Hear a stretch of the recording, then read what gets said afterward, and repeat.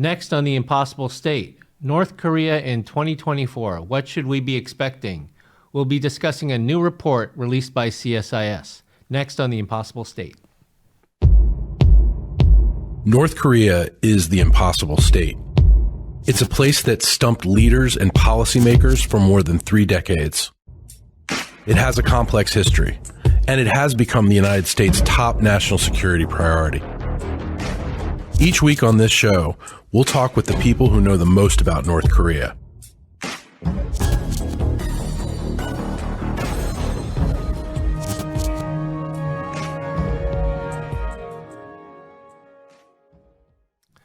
Hello, everyone, and welcome to another episode of The Impossible State, CSIS podcast. My name is Victor Cha, Senior Vice President for Asia and Korea Chair at CSIS, Professor at Georgetown University. This is our second show of 2024, and today we're going to be discussing a recent paper that we here at CSIS published on the question of North Korea in 2024. What should we be expecting? I'm joined on today's podcast by someone else from CSIS, Dr. Ellen Kim, who is Senior Fellow and Deputy Director of the Korea Chair, someone who used to be at CSIS for many years, and then went off and she went and got her PhD. Why she would do that, I just don't know. But she went and got her PhD and has come back to CSIS as a Senior Fellow and as Deputy Director, and has been integrally involved in all the work of the Korea Chair. So Ellen and I are going to discuss this new paper. We hope that'll be of interest to our viewers and to our listeners. So why don't we get started? So Ellen, let me just turn it over to you. Sure. So first of all, thanks for having me today. I am very glad to be back in the impossible state. For our listeners, let's discuss the new report that CSIS published this week, Slow Boil, What to Expect from North Korea in 2024. So Dr. Cha, what is the key takeaway from this report? So I think the main takeaway from the report is that we should expect 2024 to be a rocky year in terms of North Korean actions, North Korean provocations, testing, these sorts of things. There are a bunch of indicators that lead us to believe that North Korea is not going to be quiet in 2024. So let's talk about some graphs in the report. Maybe we can start with the figure 1 in the report, which you can see on the screen. Can you tell us about what this is showing us? Yeah, sure. So it's pretty self-evident. You know, this is about North Korean provocations under the past 4 administrations. So what we did was we simply took the annual average number of provocations in a year during the George W. Bush administration. You see here the Obama administration, the Trump administration, and the Biden administration. We took the average annual number, of course, because Trump only served 4 years, Obama served 8, Bush served 8, Biden served 4. But just this very simple longitudinal analysis, you can see that there has been a steady rise in the annual average number of North Korean provocations under each of these administrations. So under George W. Bush, very clearly here was only 3.5. That seems very low to me. I remember I was in that administration and I felt like North Koreans were doing provocations every other week. But it was on average only 3.5. During the 8 years of Obama, this was during the period of strategic patience. North Korea was very active.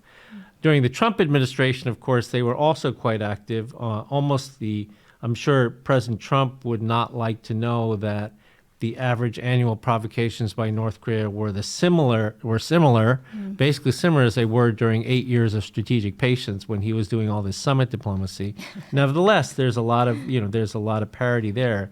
But of course, the big change is here, right? That we see, under 3.5 years, well, almost 3.5 years of the Biden administration, the number has increased dramatically. Yes, indeed, very dramatical increase there.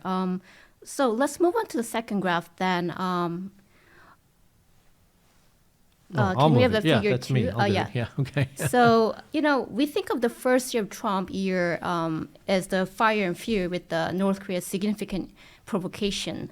But what is this graph showing here? It seems like there's a huge, increase in, as you said, there's a lot of missile tests under Biden administration. Yeah. Yeah. So again, so this breaks down sort of year by year the North Korean provocations during the Trump administration and the Biden administration. And for those of our viewers and listeners who've been following this closely, this may not seem like a surprise to you, but it's still interesting to look at. Some of you may remember in the first year of the Trump administration in 2017. This was the so-called year of fire and fury, where it seemed as though North Korea was doing missile tests every other week, and Kim Jong-un and Donald Trump were locked in sort of a rhetorical battle between the two of them, calling each other names like, I think, Rocket Man and dotard or something. It was senile or whatever it was, and so I remember this very well. There were about 20. Right, you had a nuclear test, you had 17 missile tests, and you had other provocations. And then, of course, the summitry started in 2018 and 2019. And this is, to me, always still a very interesting period. I think in all of our analysis of this is the only year, 2018, in which there is nothing. There's no provocations. And, of course, that was during the period of the summit diplomacy, where Kim Jong-un had this self-imposed testing moratorium. In 2019, we start to see the situation changing as the summitry fails to produce anything, and North Korea does a lot of testing. I think many of these, if I remember correctly, in 2019 were shorter range ballistic missile tests, because every time they did one, Trump would say, that's not a violation of my agreement with Kim Jong-un, because they're not long range missile tests, which then raised decoupling concerns for Japan and Korea. If we go to the Biden administration, some of you remember when the Biden administration started in 2021, North Korea was relatively speaking quiet. We didn't see a lot of activity by North Korea in 2021, but where we really see it to start to emerge is from the second year of the Biden administration, where there's this massive jump, right? There's this massive jump, and this continues in 2022, 2023, and like I said, we expect it's going to be pretty bad in 2024. All in total, there are, this is 91, this even needs to be updated now, so there's more than 91 provocations during the Biden presidency, compared with the 40s during the Trump administration. So this raises a question of why we are seeing this dramatic increase in testing and provocations. Yeah, so it's a good question. I think there are a couple of possible reasons that we talk about in the report. One of them is that North Korea is working very hard to improve and perfect new classes of weapons.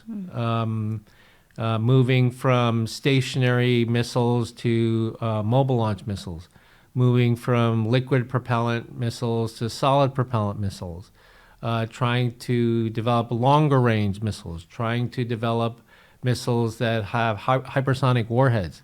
This is all part of a sort of scientific developmental testing pattern that we see from North Korea that has clearly accelerated. And I think that's certainly one of the reasons. But that's not the only reason.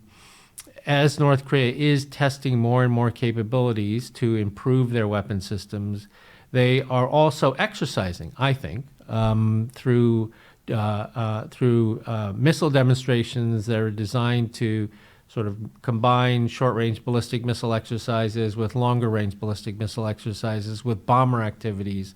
So one piece of this increased activity has to do with scientific developmental testing. Another piece of it has to do with operational exercising. Just like the United States and the ROK do military exercises, this is North Korea's doing missile exercising, and I think that's another reason. And then a third reason that we talk about in the paper that we cannot discount is also the absence of diplomacy, right? The absence of diplomacy. We have another longitudinal study where we've looked at, going back to the Clinton administration, where we've looked at patterns of North Korean behavior when it comes to missile demonstrations, provocations, testing.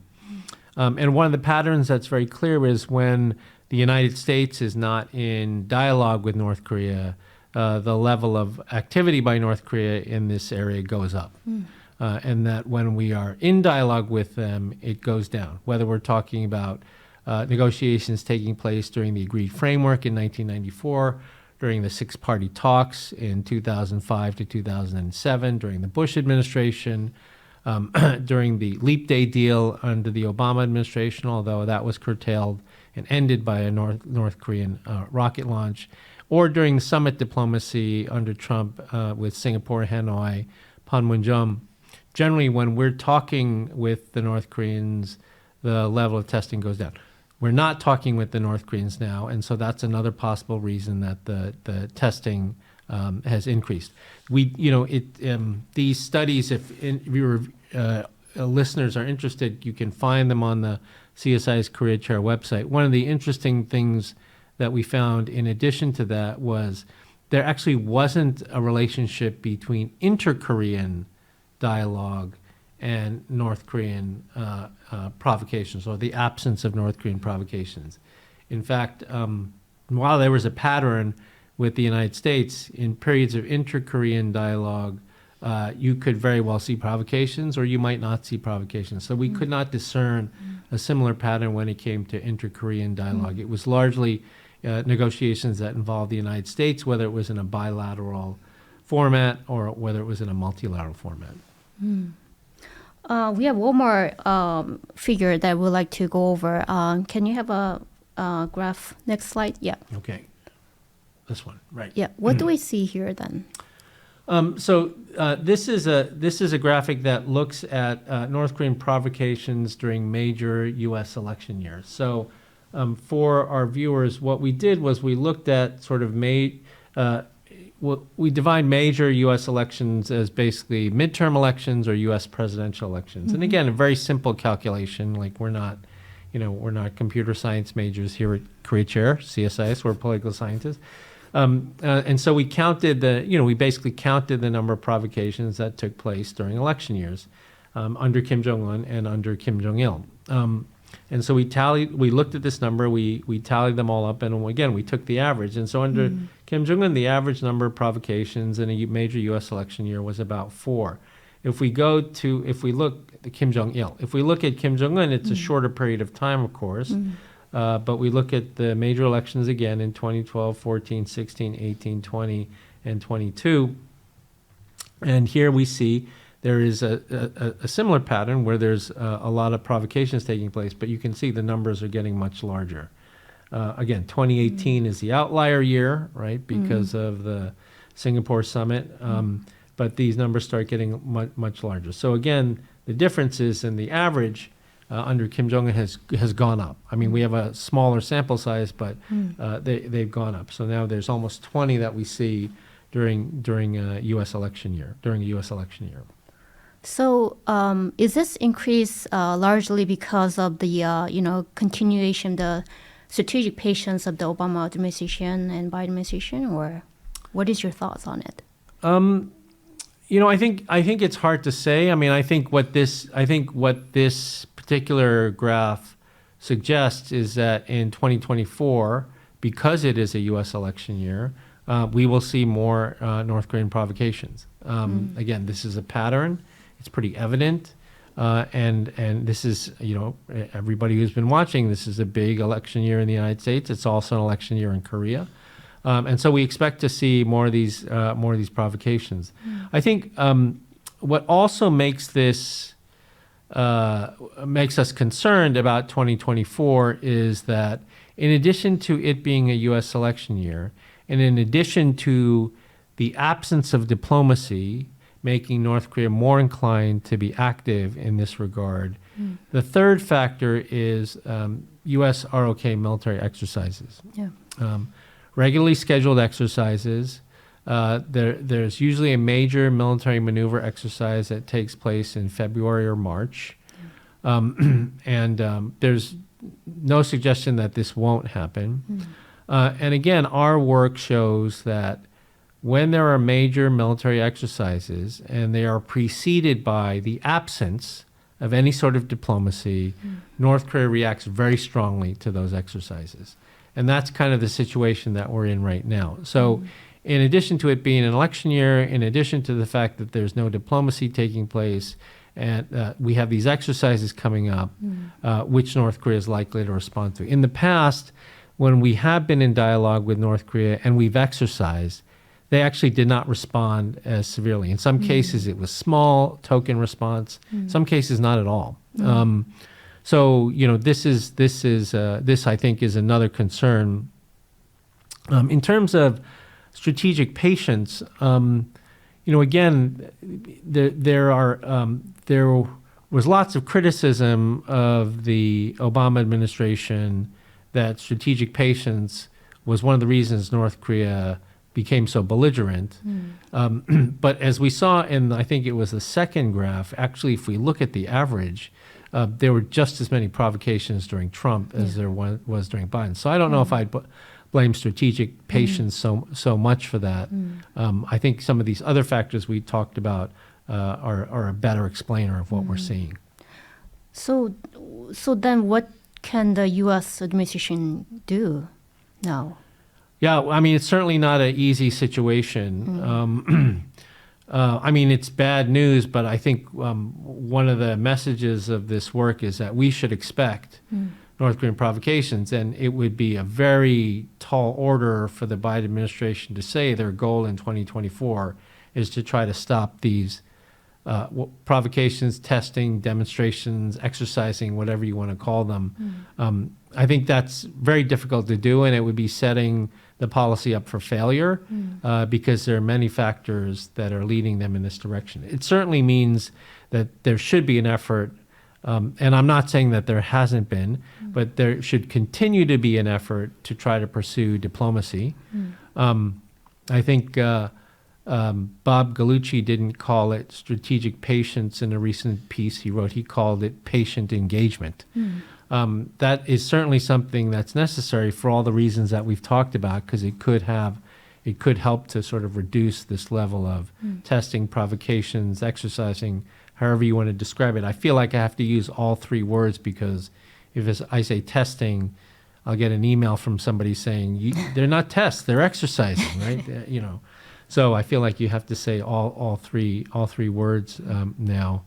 So I think that's certainly something that should be continued. And like I say, I don't think it's the Biden administration's fault. I mean, they have been trying, as you know, as many of us know, the administration has been trying in many different ways to try to open channels of dialogue with North Korea, and they're just not answering at this point. It could change, but they're not answering at this point. The other thing I think is, because we know these provocations are coming, provocations, testing, exercising, we know that it's coming, we should be prepared to make lemonade out of the lemon, which is to use this as a platform for accelerating, improving, augmenting U.S. ROC Japan exercising, U.S. ROC Japan Australia exercising.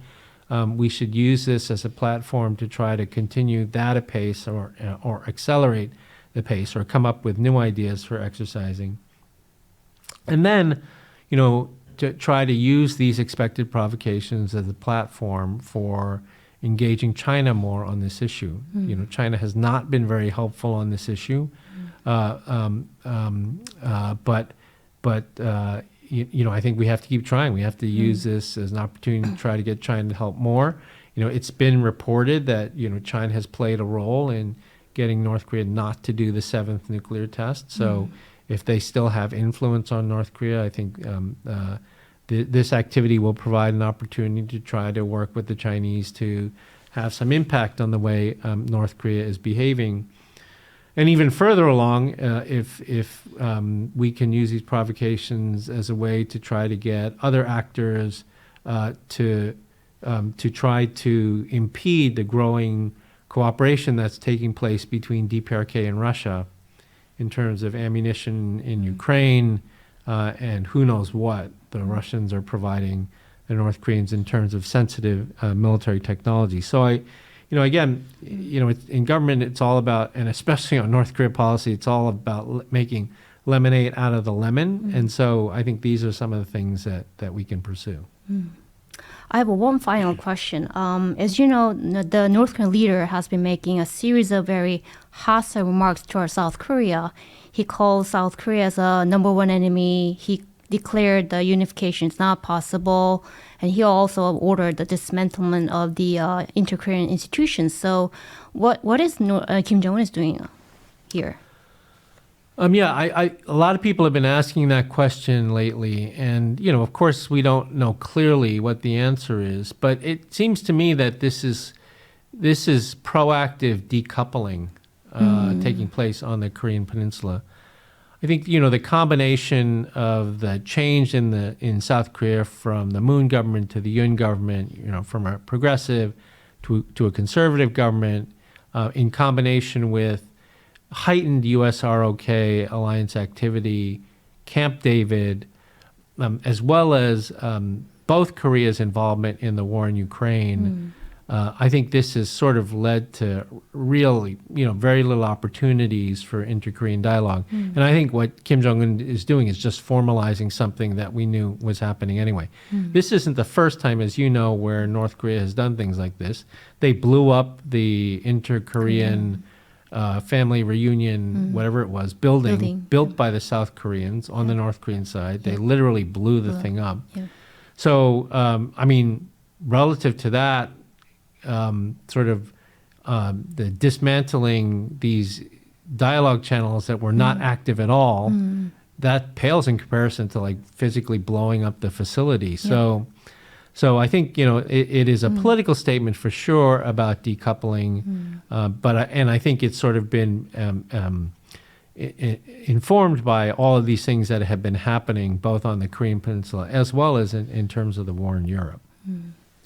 Well, this is very interesting and insightful discussion. Thank you so much for sharing your report and sharing your insight. Yeah, no, it was a lot of fun to do.